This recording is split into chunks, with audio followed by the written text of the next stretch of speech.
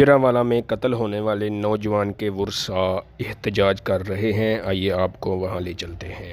रात को पंजाब पुलिस सारी मिलकर प्लानिंग की गई है, SHO साहब ने प्लानिंग किया, डिप्टी ने प्लानिंग किया। रात पता आधे 3-4 घंटों में लड़का लेके आ गए और ला के हमारे जो कैबिन में वो भी बढ़ा दिया। पंजाब पुलिस मुर्दाबाद, पंजाब पुलिस मुर्दाबाद।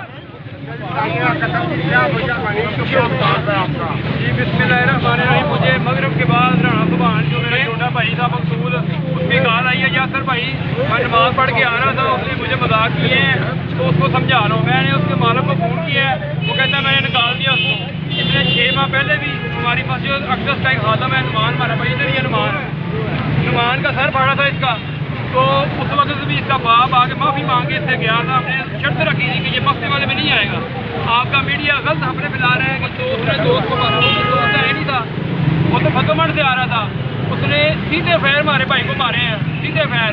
और फैर मारने के बाद हम जब FIR कराने गए हैं मस्जिद लेके, तो हमने दरखास्त भी नहीं दी अभी, तो वो सप्लीमेंट का SHO हमारे सामने उसको ले आए हैं 302 के मुस्लिम को। आपका क्या मुतालबा? हमारा मुतालबा अपने कायद मियाँ नवाज शरीफ से है, और उनको मैं बताना चाहता हूँ कि राणा सुभान का कत्ल आपके सर पे है। आप कर दे राणा सुभान के।